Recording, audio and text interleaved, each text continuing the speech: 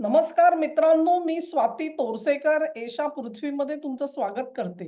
नेपाळमध्ये नवीन सत्ता आलेली आहे. नवं सरकार आलेलं आहे. अगोदरचं के.पी. ओलींचं सरकार लोकांनी त्यांना हाकलून दिलेलं आहे. हाकलून म्हणजे अशा अर्थाने नव्हे, पण निवडणुकीमध्ये त्यांचा सपशेल पराभव झाला. विजयी कोण झाले?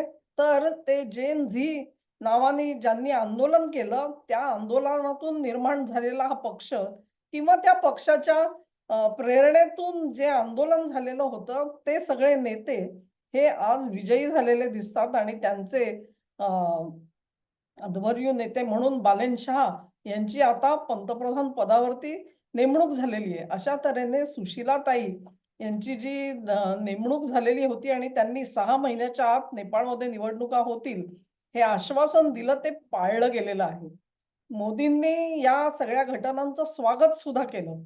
पण बालेन शहा ह्यांचं जे मंत्रिमंडळ आहे त्याच्याबद्दल मात्र अनेक मतभेद आहेत. तिथे काय घटना घडतायत हे बघण्याची अतिशय गरज निर्माण झालेली आहे.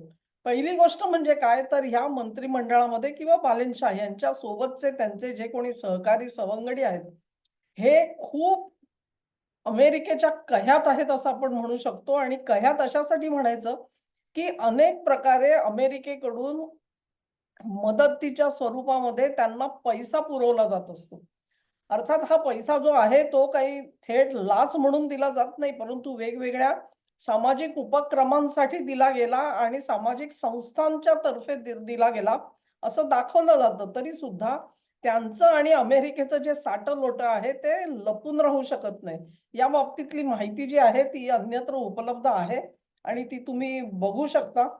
आज मी एक छोटंसं प्रेझेंटेशन दाखवते आहे तुम्हाला, ज्याच्यामध्ये अन्य बाबी ज्या आहेत नेपाळमध्ये ज्या घटना घडतायत, त्या महत्त्वाच्या घटनांकडे आपण लक्ष देणार आहोत. तर सुरुवात आपण करू ती अशी, की पहिलं म्हणजे नेपाळमध्ये सुदान गुरुंग यांची नेमणूक झालेली होती होम मिनिस्टर म्हणून, गृहमंत्री म्हणून.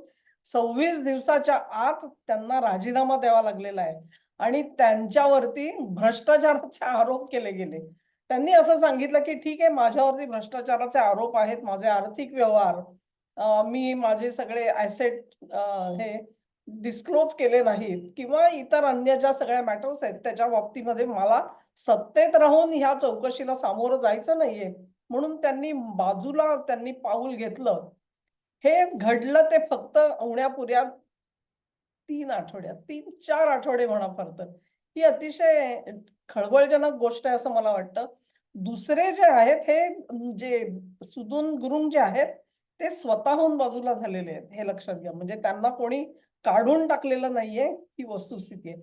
पण दीपक कुमार सहा यांच्याबाबत मात्र आपण असं म्हणू शकत नाही. त्यांची जी नेमणूक आहे, ती labour minister, employment, social security ह्याच्यासाठी केली गेलेली होती आणि त्यांना चक्क डिसमिस केलं गेलं. माझ्या अंदाजाने 9 एप्रिलच्या आसपास हा निर्णय आला आणि त्याच्यामध्ये त्यांच्यावरती मिसकॉन्डक्ट म्हणजे गैरवर्तन आणि आपली पोझिशन वापरून म्हणजे आपल्या मंत्रिपदाचा वापर करून आपल्या पत्नीला हेल्थ इन्शुरन्स बोर्डावरती त्यांनी नेमणूक करण्याचा प्रयत्न केला.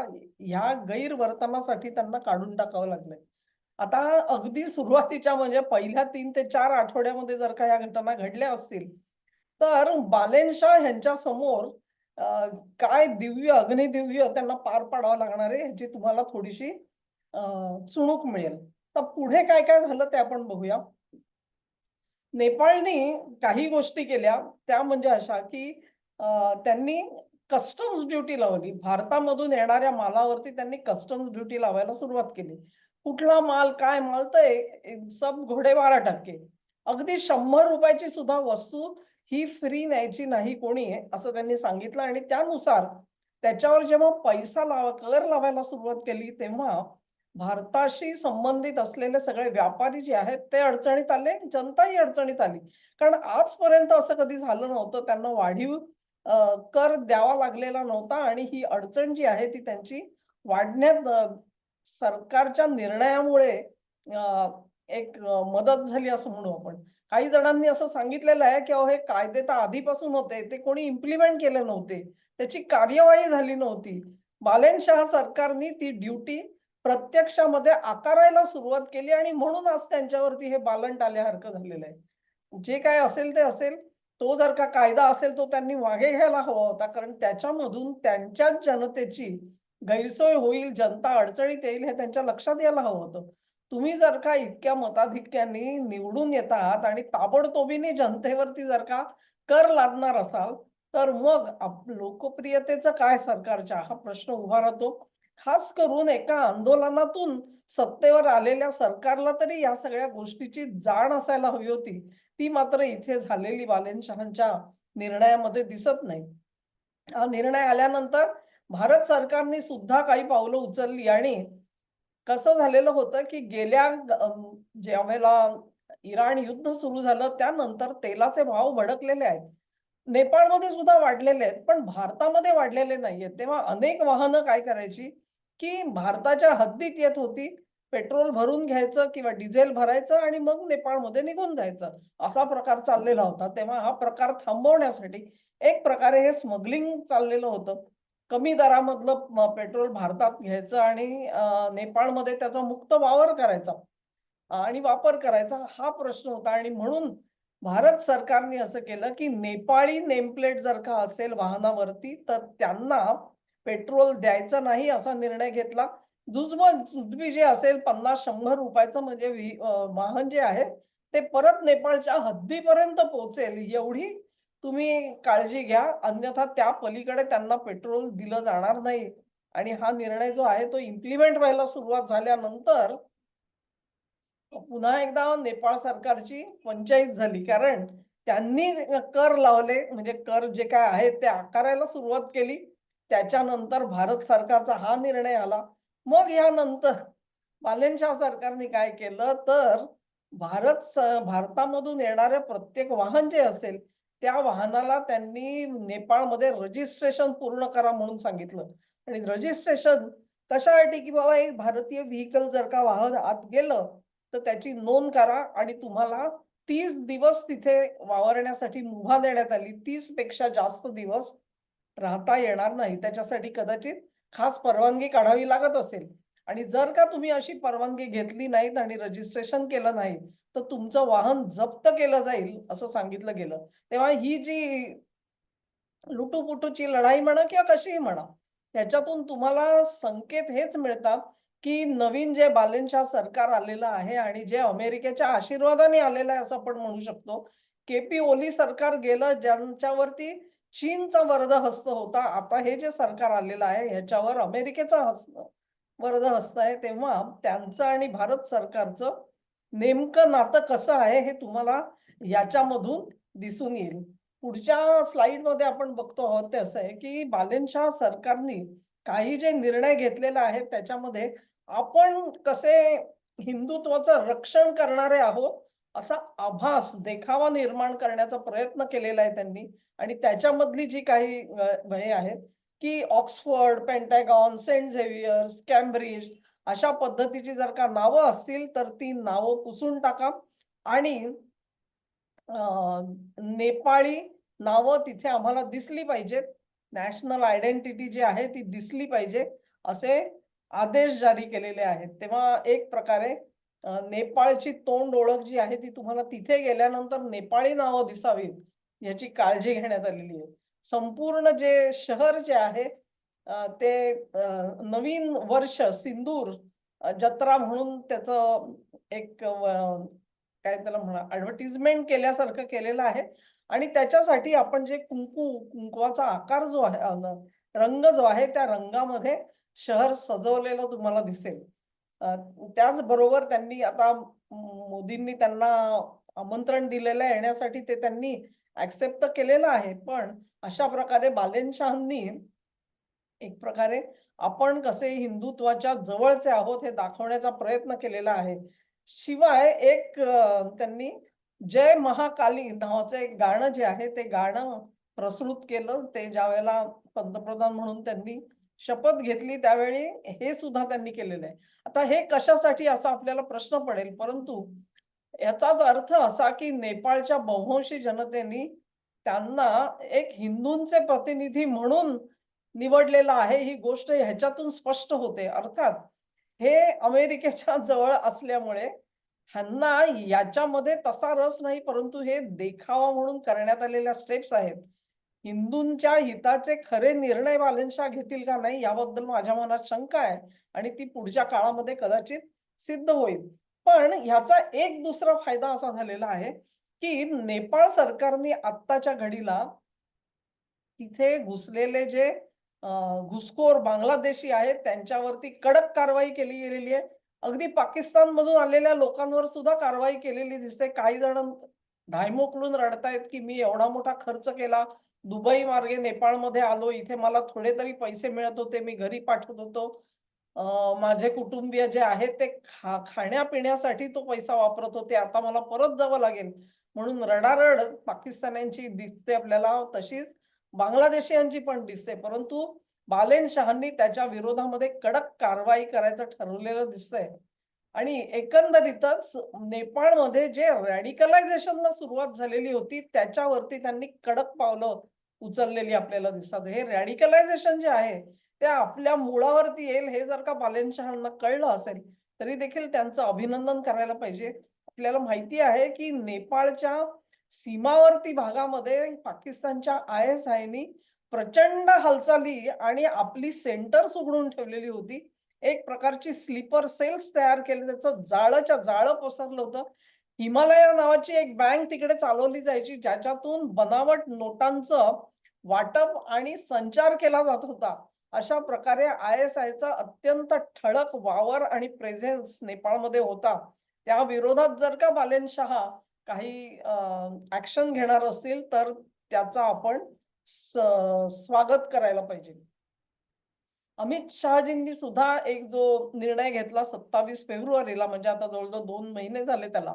त्याच्यामध्ये सीमावर्ती भागापासून 10 किलोमीटर पर्यंत हे जे काही एन्क्रोचमेंट्स आहेत, म्हणजे बेकायदेशीर बांधकामं जी झालेली आहेत, मी म्हणते ती मशिदींची, मदरसांची, वेगवेगळ्या बँका आणि स्लीपर सेल्सशी संबंधित असलेली ही सगळी बांधकामं जी आहेत, ही सगळी मोडून काढण्याचा आणि क्रश करण्याचा, बुलडोझर फिरवायचा आदेश अमित शहानी दिलेला आहे. त्यानुसार काम होताना आपल्याला दिसतं.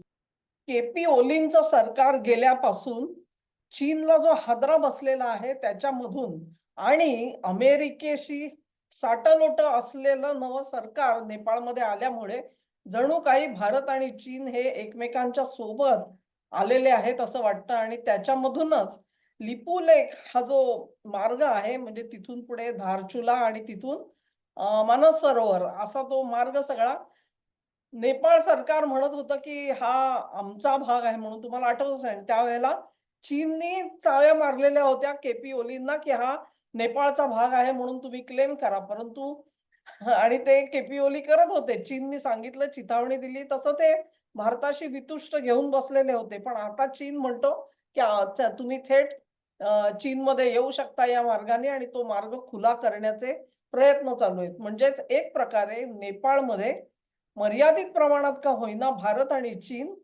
हे एकत्र येऊन काम करताना दिसतात. आणि हे सगळं का होतंय लक्षात घ्या, की अमेरिकन प्रेझेन्स जो आहे, अमेरिकेचं तिथलं जे अमेरिकेने जे पाऊल टाकलेलं आहे, ते दोन्ही देशांसाठी डोकेदुखी होणार आहे. आता बालेनशाह सरकारच्या मागे अमेरिका लागलेली आहे, की आम्हाला तिथे एअरबेस बनवू द्या. म्हणजेच अमेरिकेचं सैन्य तिथे येऊन बसेल, त्यांची विमानं येऊन बसतील. त्यांना पुढे काय करायचं ही गोष्ट स्पष्ट आहे. त्यांनी जरी म्हटलं, की आम्हाला चीनसाठी म्हणा किंवा तिबेटसाठी म्हणून आम्हाला हे सगळं हवंय, तरी देखील त्याला त्याच्यामध्ये मर्यादित अर्थ आहे. तेच सगळी यंत्रणा जी आहे ती भारताच्या कधी विरोधामध्ये ते वापरायला सुरुवात करतील हे आपल्याला कळणार नाही आणि म्हणूनच आपला मार्ग जो आहे तो स्वतंत्र असणार आहे. जिथे चीन मदत करतोय तिथे त्यांची मदत घ्यायची. ही अमेरिकेची जी पावलं आहेत, ती विफल करण्यासाठी भारताला प्रयत्न सुरू करायला लागणार आहेत आणि मला खात्री आहे, भारत सरकार त्या दृष्टिकोनातून पावलं उचलेल, की नेपाळ सरकारला एक गोष्ट 100% कळली पाहिजे, की त्यांच्या देशामध्ये आहे ना, कुठूनही जायला जागा नाहीये. फक्त ते भारताची सीमा क्रॉस करून जाऊ शकतात. उत्तरेकडून सीमा जरी तिबेटला आणि चीनला लागलेली असली, तरी देखील लक्षात ठेवा, की ते खूप पर्वतराजीवरचे आहेत. अत्यंत उंचावरचा प्रदेश आहे आणि तिथून सहजासहजी जा ये कोणीही करू शकत नाही. त्यांना जर का नेपाळमध्ये तुम्हाला जर का एंट्री पाहिजे असेल, तर ती फक्त भारतातून होऊ शकते. म्हणजेच एक प्रकारे नेपाळ हा भारतावर पूर्णपणे अवलंबून आहे. मध्यंतरीच्या काळात जेव्हा के.पी. ओलींनी त्रास दिलेला होता, त्यावेळेला आपण काही मार्ग रोखून धरले होते. त्यांचा जो माल यायचा कलकत्ता बंदरात यायचा आणि मग तिथून नेपाळच्या सीमेमध्ये जायचा तोही आपण काही काळ थांबवलेला होता. आणि त्यावेळेला मग नेपाळ सरकारला भारताची सामर्थ्य काय आहे त्याची जाणीव झाली. नेपाळला आपण वीज सुद्धा देतो. ती ग्रिड सगळं जे ग्रिडमधून आपण वीज बंद केली. त्यामुळे नेपाळ फार काही उद्योग करू शकेल अशातला बिलकुल चान्स नाहीये. परंतु अमेरिका तिथे प्रयत्न करायचा सोडणार नाही. चीननी सोडला नव्हता. अमेरिकेचे पण गुडघे हे फुटतील कधी ना कधीतरी. पण आपण पेशंटली संयम राखून ह्याकडे सगळ्याकडे बघायचं आहे. बालेनशाह सरकार हे काही भारताच्या हिताचं सरकार नाहीये. 4 निर्णय ते आपल्या बाजूचे घेतील कदाचित त्याचा आनंद मानायचा, त्याच्यावरून पावलं पुढे रचायची. हाच एक मार्ग आपल्याकडे उरलेला आहे आणि नेपाळ हा कुठल्याही परिस्थितीमध्ये ना अमेरिकेकडे ना चीनकडे झुकलेला आपल्या दृष्टीने हा हिताचा ठरणार आहे. तेव्हा कसंही करून परत एकदा नेपाळला म्हणजे ते जेन झी जे काय झालं ते झालं आणि इतकं म्हणजे हिंसक आंदोलनं झाली. त्याच्यामध्ये पेटवून मारले गेले मिनिस्टर्स आणि त्यांच्या घरच्या लोकांना. ही सगळ्या अत्यंत हृदयद्रावक कथा तुम्हाला आज आठवत असतील. तेव्हा त्या सगळ्या फेजमधून नेपाळ बाहेर पडला. आता इथून पुढचं जी वाट आहे, त्या वाटेवरती भारताची छाप असायला पाहिजे. आणि सुशीला कार्कीबाई ज्या त्यांच्या पूर्व न्यायाधीश होत्या, त्यांनी 6 महिने उत्तम काम करून निवडणुका ह्या फ्री अँड फेअर निवडणुका घेतल्या. त्याच्याबद्दल कोणाची तक्रार आलेली नाहीये. हे त्यांचं तेव्हा भारताच्या हिताचं दृश्य परिस्थिती नेपाळमध्ये लवकरात लवकर यावी अशी एक आशा, अपेक्षा व्यक्त करूनच आपल्याला नेपाळमधल्या घडामोडींकडे लक्ष द्यावं लागतं. हा व्हिडिओ तुम्हाला आवडला असेल अशी आशा करते. तुम्हाला आवडला असेल तर लिंक शेअर करा, व्हिडिओला लाईक करा, चॅनेलला सबस्क्राईब करा आणि सहकार्य असंच चालू ठेवा. नमस्कार.